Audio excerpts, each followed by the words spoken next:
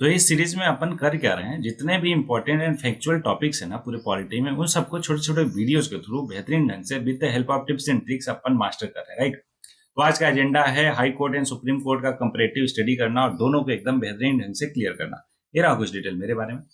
आपको मालूम ही है, अगर नहीं मालूम है पॉज करके आराम से पढ़ सकते हो। जस्ट लास्ट पॉइंट पे ध्यान दीजिए कि in case you need personal counselling, even you या फिर आपके भाई बंधु सखा मित्र किसी को भी पर्सनल काउंसलिंग की जरूरत हो, कि वो अपनी डेली लाइफ में पर्सनल लाइफ में कुछ स्ट्रगल कर रहे हो या फिर कोई डिफिकल्टीज फेस कर रहे हो, इवन प्रिपरेशन में कोई हेल्प चाहिए, इन सब के रिगार्डिंग अगर वो चाहते हैं हमसे कनेक्ट करना, in that case they can fill out the form given in general description. Start करते हैं अपना टॉपिक, जो कि है Supreme court and high court. तो लेफ्ट साइड में रहेगा सुप्रीम कोर्ट, राइट साइड में रहेगा हाई कोर्ट।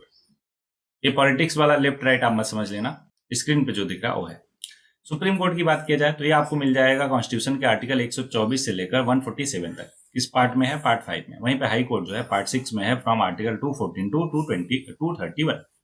सुप्रीम कोर्ट जो है इनॉग्रेट हुआ था 28 जनवरी 1950 को। सिंगल सिस्टम ऑफ कोर्ट्स था, adopt from the Government of India Act of 1935।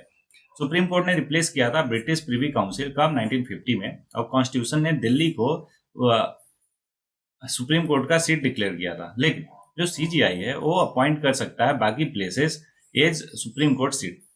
Parliament जो है can not curtail jurisdiction of Supreme Court. ये इंपॉर्टेंट पॉइंट है, ध्यान दीजिएगा। जो पार्लियामेंट है ना वो कर्टेन नहीं कर सकता क्या jurisdiction of Supreme court. However parliament can extend jurisdiction of Supreme court, मतलब एक्सटेंड तो कर सकता है लेकिन कम नहीं कर सकता। होपफुली आपके पॉइंट एकदम अच्छे से क्लियर है। और सुप्रीम कोर्ट को custodian of constitution of India भी कहा जाता है। डायरेक्ट क्वेश्चन आता है कि custodian of constitution of India किसको कहा जाता है, तो वो है सुप्रीम कोर्ट। बोलो, ये सारे के सारे पॉइंट क्लियर हुए क्या सुप्रीम कोर्ट के बारे में?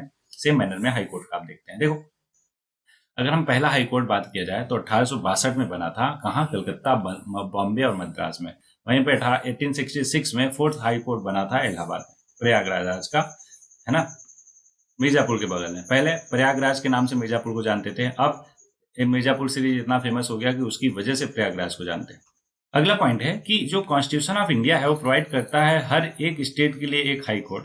लेकिन सेवेंथ अमेंडमेंट ऑफ 1956 में ये बोला गया कि देखो, पार्लियामेंट जो है ना वो स्टेब्लिश कर सकता है कॉमन हाई कोर्ट दो या दो से ज्यादा स्टेट के लिए, है ना। तो अभी केवल तीन ऐसे अपने कंट्री में तीन हाई कोर्ट ऐसे हैं जो दो या दो से अधिक ज्यूरिडिक्शन रखते हैं। वो कौन कौन से है, क्या आप बता सकते हो क्या? चलो मैं एक हिंट दे देता हूँ, एक है बॉम्बे।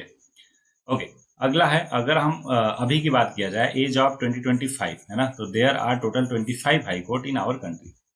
ओके, आगे बढ़ते हैं। Composition and appointment of Supreme Court जजेस की बात करते हैं। देखो 2019 में क्या हुआ कि 31 से बढ़ाकर कितना 34 कर दिया गया। तो 34 में एक सीजीआई है, क्या है? सीजीआई, और बाकी 33 जो है सुप्रीम कोर्ट के जजेस है। वहीं पे अगर हम बात करें हाई कोर्ट का, तो हाई कोर्ट में जो है एक चीफ जस्टिस होता है, chief Justice of high court, और बाकी other number of high court जजेस होते हैं। वो नंबर स्पेसिफाई नहीं है, कितने भी हो सकते हैं, ठीक है। इस पर ये डिपेंड करता है वहां का कितना ज्यादा वर्कलोड है। और एक कौन डिसाइड करता है कितने हो सकते हैं? प्रेसिडेंट, ऑब्वियस है। President from time to time decide करता है कितने होंगे, कितने जरूरी है ना। दूसरा है कि जजेज ऑफ सुप्रीम कोर्ट जो है प्रेसिडेंट द्वारा अपॉइंट किया जाते हैं, और जजेज ऑफ हाई कोर्ट भी प्रेसिडेंट द्वारा ही अपॉइंट किए जाते हैं। चीफ जस्टिस जो है अपॉइंट किए जाते हैं by president after consultation with such जजेज of the supreme court and high court. और सेम मैनर में अगर हम हाई कोर्ट की बात किया जाए, तो हाई कोर्ट का जो चीफ जस्टिस है वो अपॉइंट किया जाता है by consultation, after consultation with Chief Justice of India, और उसके साथ governor, governor of that state, और प्रेसिडेंट करता है ऑब्वियसली, मैंने आपको पहले ही बताया, राइट। ये क्या हो रहा है, एक मिनट को, हाँ अभी ठीक हो गया। तो कहने का मतलब सीजीआई की और गवर्नर से कंसल्ट करके प्रेसिडेंट जो है अपॉइंट करता है स्टेट या फिर हाई कोर्ट के जजेस को, राइट। अगला पॉइंट है कि जो अदर जजेस है अपॉइंटेड बाय प्रेसिडेंट आफ्टर किसके साथ कंसल्ट करके? चीफ जस्टिस ऑफ इंडिया के साथ, और अदर जजेस of the supreme court and the high court, उन सबके साथ कंसल्ट करके बाकी जो हाई कोर्ट के, सॉरी, सुप्रीम कोर्ट के जजेस है उनको प्रेसिडेंट अपॉइंट करता है। ध्यान है, हाई कोर्ट के और सुप्रीम कोर्ट के जितने भी जजेस हैं, चाहे वो चीफ जस्टिस हुए चाहे बाकी जजेस हुए, उन सबको प्रेसिडेंट ही अपॉइंट करता है। कंफ्यूज मत होना कि हाई कोर्ट है तो स्टेट गवर्नर करेगा, नहीं। हाई कोर्ट के जजेस को अपॉइंट करते टाइम प्रेसिडेंट जो है कंसल्ट जरूर करता है गवर्नर से, लेकिन अपॉइंट जो है वो प्रेसिडेंट ही करता है। लेकिन ओथ कौन दिलाता है? ओथ जो है गवर्नर दिलाता है, आई थिंक। और अदर जजेस को अपॉइंट करते टाइम जो प्रेसिडेंट है वो चीफ जस्टिस ऑफ इंडिया से कंसल्ट करना जरूरी है, और जो कंसल्ट है ना, कंसल्टेशन है, वो ऑब्लिगेटरी होना चाहिए, मतलब मानना ही मानना पड़ेगा प्रेसिडेंट को डिसीजन ऑफ सीजीआई। ओके, 2015 में क्या हुआ कि सुप्रीम कोर्ट ने डिक्लेयर किया कि जो 99 कॉन्स्टिट्यूशनल अमेंडमेंट एक्ट है ना, जो एनजेक है, क्या नेशनल जुडिशरी अपॉइंटमेंट एक्ट है ना, वो अनकॉन्स्टिट्यूशनल है, इसलिए उसको स्टक डाउन कर दिया। अब क्वालिफिकेशन की बात कर लेते हैं। तो देखो, सिटीजन होना चाहिए, सिटीजन होना चाहिए, जज होना चाहिए हाई कोर्ट का 5 सालों से, वो भी जुडिशियल ऑफिस होल्ड करना चाहिए टेरिटरी ऑफ इंडिया में 10 सालों से, और या तो 5 सालों से हाई कोर्ट में जज हो, या फिर 10 सालों से प्रैक्टिस कर रहा हो, एडवोकेट हो, कहाँ पे, हाई कोर्ट में, है ना। ये माफ कीजिएगा। हाँ ठीक है, कोई दिक्कत नहीं। अब यहाँ पे अगर बात किया जाए तो he should have been an advocate of high court, है ना। कितने सालों के लिए? 10 सालों के लिए, या तो 10 सालों से एडवोकेट हो हाई कोर्ट में, और साथ में ये डिस्टिंग्विश्ड ज्यूरिस्ट होना चाहिए इन ओपिनियन ऑफ प्रेसिडेंट। और ये जो पर्टिकुलर कंडीशन है ना, केवल सुप्रीम कोर्ट के लिए जजेस के लिए एप्लीकेबल होता है, हाई कोर्ट के जजेस के लिए ये पर्टिकुलर जो कंडीशन है वो नहीं है, ठीक है। साथ में constitution has not prescribe minimum age for the appointment of a जज, लेकिन मैक्सिमम अपॉइंट किया है कितना, 65, और इसका 62, ठीक है। ओके, ओथ की बात किया जाए तो ओथ किसके सामने? प्रेसिडेंट के सामने, और यहाँ पे किसके सामने? गवर्नर के सामने, जैसा ऊपर मैंने समझाया आपको। टेनर की बात किया जाए तो इसका 65 है, इसका 62 ईयर है ना। और कॉन्स्टिट्यूशन जो है कितना सालों के लिए बनते हैं वो फिक्स नहीं किया है, नो फिक्स, है ना। यहाँ पे भी नॉट फिक्स। अगला है कि वो रिजाइन कर सकता है, किसको लिखते हुए? प्रेसिडेंट को रिजाइन कर सकता है। सेम मैनर में हाई कोर्ट के जजेस भी प्रेसिडेंट को रिजाइन कर सकते हैं। वो अपने ऑफिस से रिमूव किया जा सकता है by president on the recommendation of Parliament, और किस ग्राउंड पे? Misbehaviour and incapacity. Same to same यहाँ पे भी है ना, कि कौन रिमूव कर सकता है? प्रेसिडेंट रिमूव कर सकता है, किस ग्राउंड में? वही मिसबिहेवियर और इनकैपेसिटी। ध्यान रहे कि भले ही ओथ जो है ये गवर्नर के सामने लेता है, लेकिन रिमूव और अपॉइंट दोनों कौन करता है? हाई कोर्ट के जजेस को प्रेसिडेंट ही करता है। ये चीज आपको एकदम क्लियर होना चाहिए कि जो ओथ है वो केवल गवर्नर दिलवाता है, बाकी रिमूव करना, अपॉइंट करना, ये सारा कुछ काम प्रेसिडेंट का है, ठीक है। अब रिमूवल ऑफ जजेस की बात किया जाए तो ये प्रोसीजर है कहाँ पे? जजेस इंक्वायरी एक्ट ऑफ 1968 में, जो रेगुलेट करता है प्रोसीजर को। और जो रिमूवल है ना, उसके लिए जरूरी है कि 100 मेंबर जो है वो साइन करें उस पर्टिकुलर रिजोल्यूशन को, है ना, लोकसभा के केस में, और 50 लोग जो है साइन करने चाहिए राज्यसभा के केस में। स्पीकर या फिर चेयरमैन जो है एडमिट करता है मोशन, या फिर रिफ्यूज कर सकता है after the motion passed by each house. कैसे? स्पेशल मेजॉरिटी से होना चाहिए, है ना। ये प्रेजेंट किया जाता है प्रेसिडेंट के पास, प्रेसिडेंट अगर एक्शन दे देते हैं तो रिमूव हो जाता है। और नो जजेस of the supreme court has been impeach so far. अभी तक कोई ऐसा जज नहीं है सुप्रीम कोर्ट का जो इम्पीच किया गया हो, इस तरीके से रिमूव किया गया हो। ओके, और मोर और लेस सेम है क्या? हाई कोर्ट के जजेस का भी आराम से पढ़ सकते हो, सिंपल चीजें हैं, मोर और लेस सेम टू सेम है, कोई भी डिफरेंस नहीं। आगे बढ़ते हैं। और डिफरेंट टाइप के जजेस होते हैं, जैसे एक्टिंग जजेस, एडहॉक जजेस और रिटायर्ड जजेस। उनका क्या रोल है, कैसे है, ये सारा कुछ है। एक का मैं बता देता हूँ, मोर और लेस सेम ही है, तो इसलिए आगे बढ़ जाएंगे। देखो, सुप्रीम कोर्ट की बात करें तो जो एक्टिंग चीफ जस्टिस है वो प्रेसिडेंट अपॉइंट करता है किसी भी जज ऑफ द सुप्रीम कोर्ट को as acting Chief Justice of India. मतलब अगर सीजीआई, इंडिया के सुप्रीम कोर्ट में सीजीआई नहीं है, इन दैट केस जो हाई कोर्ट के, सॉरी, सुप्रीम कोर्ट के किसी भी जजेस को जो प्रेसिडेंट है अपॉइंट कर सकते हैं, क्या? Acting Chief Justice of India, ठीक है। एडहॉक जजेस की बात किया जाए तो when there is lack of quorum, अगर कोरम नहीं बन रहा है ना, तो इन दैट केस एडहॉक जजेस, मतलब टेम्परेरी बेसिस पे चीफ जस्टिस ऑफ इंडिया जो है वो किसी भी हाई कोर्ट के जज को अपॉइंट कर सकता है एडहॉक जज की तरह, ठीक है, सच दैट कोरम पूरा हो जाए। Chief Justice of India can appoint a जज of high court as an ad hoc जजेस of the supreme court for a temporary period.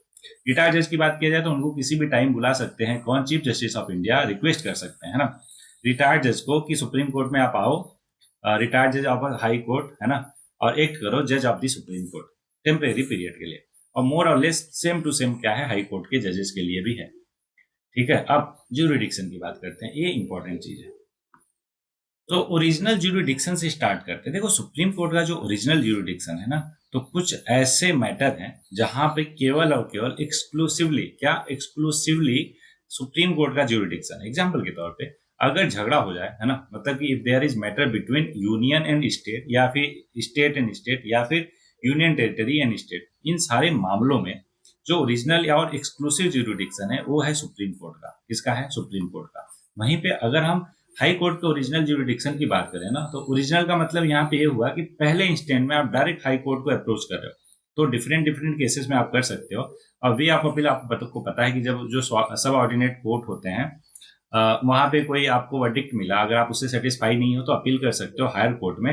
उसको ओरिजिनल ज्यूरिडिक्शन नहीं बोलते। ओरिजिनल ज्यूरिडिक्शन का मतलब होगा कि फर्स्ट इंस्टेंट में ही आप हाई कोर्ट पहुंच जा रहे हो, वो इन सारे केसेस में आप पहुंच सकते हो। ठीक है, क्या है, जैसे matter of admiralty and contempt of court case में डिस्प्यूट अगर ऐसा है जो रिलेट करता है election of member of parliament या स्टेट लेजिस्लेचर से, राइट। तो इस तरीके से 4-5 कंडीशन है जो ओरिजिनल ज्यूरिडिक्शन रखता है किसका, हाई कोर्ट का। सिंपल चीजें आराम से आप पढ़ सकते हो। ठीक है, अब ये मैंने बता दिया जो बोल्ड लाइन में है या फिर जो मैंने आपको समझाया ना सुप्रीम कोर्ट के केस बारे में, उसी को एक्सप्लेन किया है नीचे। बस एक कंडीशन ध्यान में रखना है, ये जो ओरिजिनल ज्यूरिडिक्शन है ना सुप्रीम कोर्ट का, वो एक्सटेंड नहीं करता इन 3 कंडीशन में। क्या क्या, प्री कॉन्स्टिट्यूशनल अगर ट्रीटी है, इंटर स्टेट वाटर डिस्प्यूट है और मैटर रिफरिंग फाइनेंशियल कमीशन, इन तीनों के रिगार्डिंग जो ओरिजिनल ज्यूरिडिक्शन है वो सुप्रीम कोर्ट के पास नहीं है। ठीक है, बाकी जो मैंने बताया कि अगर डिस्प्यूट है किसके किसके बीच में, सेंटर स्टेट के बीच में या फिर स्टेट और स्टेट के बीच में, तो इसका ओरिजिनल ज्यूरिडिक्शन किसके पास है, सुप्रीम कोर्ट के पास। अब रिट ज्यूरिडिक्शन कई बार अपन ने देख चुके हैं, यह है आर्टिकल 32 में और यह है आर्टिकल 226 में। जहाँ 32 में है मतलब फंडामेंटल राइट का पार्ट है, इसलिए जो सुप्रीम कोर्ट है वो मना नहीं कर सकता किसको, फंडामेंटल रिट ज्यूरिडिक्शन को एग्जीक्यूट करने के लिए, है ना। वहीं पे अगर हाई कोर्ट की बात किया जाए तो उसके आर्टिकल 226 में है, तो इसलिए ये फंडामेंटल राइट का पार्ट नहीं है ना, तो इसलिए ये रिफ्यूज भी कर सकता है। कौन, हाई कोर्ट जो है रिट ज्यूरिडिक्शन को एक्सरसाइज करने से रिफ्यूज भी कर सकता है, बट सुप्रीम कोर्ट नहीं कर सकता। क्यों? क्योंकि आर्टिकल 32 में मेंशन है क्या, कॉन्स्टिट्यूशनल रेमिडीज, जो कि फंडामेंटल राइट 12 से लेकर 35 तक का पार्ट है। दैट्स वाई ये this become matter of right for citizen. That's why Supreme Court can't refuse to exercise this particular writ jurisdiction.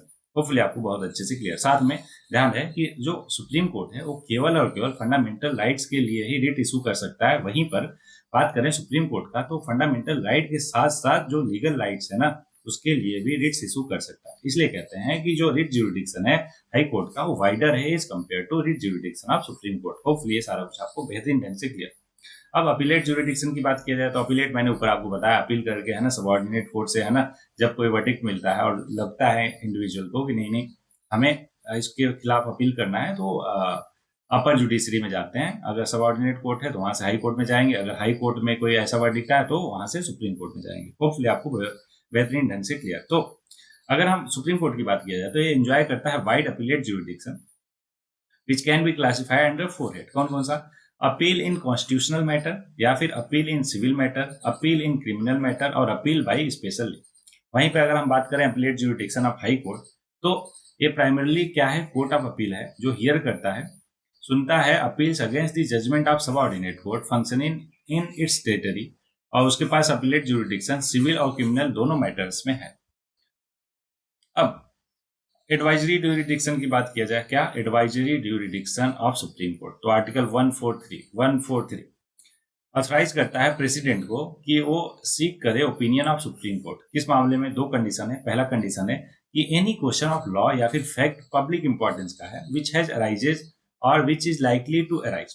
Supreme Court इस केस में रिफ्यूज भी कर सकता है ओपिनियन देने से। लेकिन वहीं पर दूसरा कंडीशन है, पहला कंडीशन क्या हो गया कि अगर कोई पब्लिक इंपॉर्टेंस का सवाल है तो उस पर प्रेसिडेंट सवाल पूछ सकता है, किससे, ओपिनियन ले सकता है सुप्रीम कोर्ट से। और दूसरा केस है कि on any dispute arising out of any pre constitutional treaty, है ना, प्री कॉन्स्टिट्यूशनल अगर ट्रीटी है या एग्रीमेंट है उसके रिगार्डिंग जो है अगर ओपिनियन चाहिए प्रेसिडेंट को तो सुप्रीम कोर्ट से मांग सकता है। और इस केस में जो कोर्ट है वो देना ही, उसको ओपिनियन देना ही देना पड़ेगा और रिफ्यूज नहीं कर सकता। पहले केस में कर सकता था, इसमें नहीं कर सकता।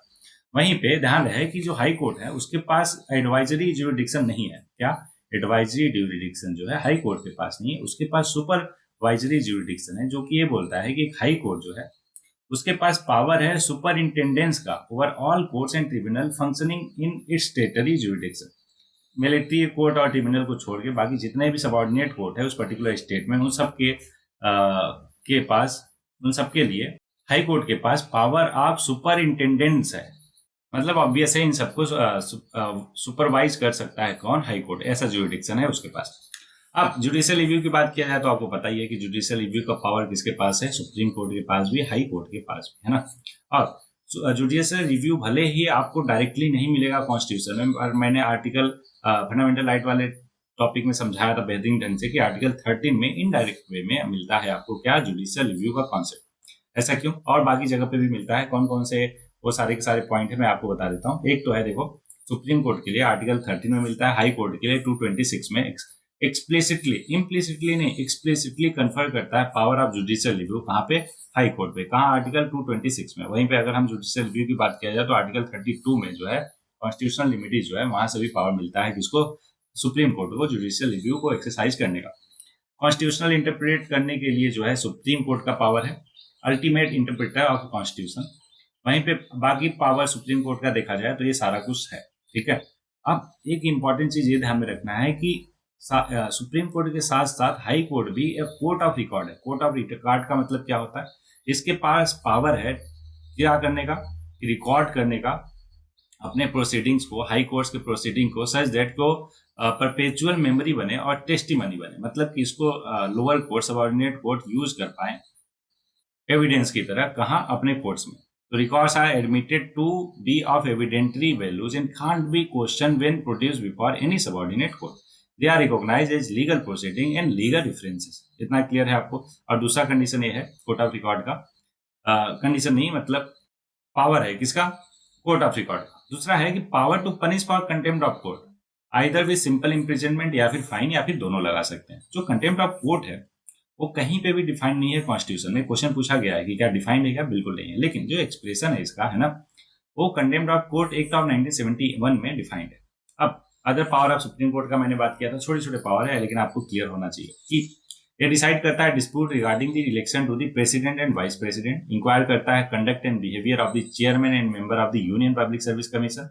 उसके पास पावर है रिव्यू करना अपने खुद के जजमेंट को, क्या रिव्यू करना। ध्यान है रिव्यू करने का पावर जो है हाई कोर्ट के पास भी है, लेकिन इतना ऐसा नहीं है जितना सुप्रीम कोर्ट का है। Not as wider as supreme court. It has power of judicial superintendence, जो ऊपर देखा हमने हाई कोर्ट के लिए, and control all over the courts and tribunal functioning in the entire territory of India, है ना। अच्छा, हाई कोर्ट के रिगार्डिंग इंपॉर्टेंट आर्टिकल क्या है? 222, अगर याद हो जाए बहुत अच्छा। 222 222 है ना, ट्रांसफर करना जज को from one high court to another, पहले से दूसरे, तो 222 ऐसे याद कर लो। 227 क्या है कि power of superintendence over all courts by high court. All courts का मतलब क्या है? ऑब्वियस है स्टेट, उसी टेरिटरी में। वहीं पे अगर हम बात करें जुडिक्शन and power of Supreme court, तो आपको पता है कि पूरे इंडिया के लिए एक्सटेंड करता है ना। साथ में इसका power to review its own judgment है। मतलब ये हुआ कि अगर उसका कोई पर्टिकुलर जजमेंट पहले दिया था उसने और अभी लगता है कि नहीं वो गलत था, तो उसको क्या कर सकता है? रिव्यू कर सकता है अपने आप।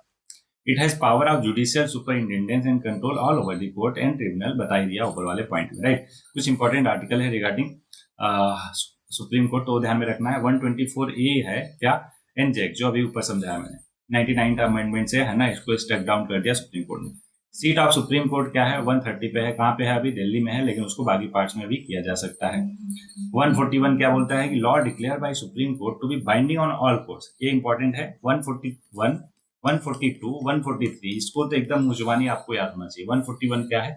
ये है binding on all courts, binding on all courts. 142 क्या बोलता है? कंप्लीट जस्टिस कर सकता है कौन? Supreme court.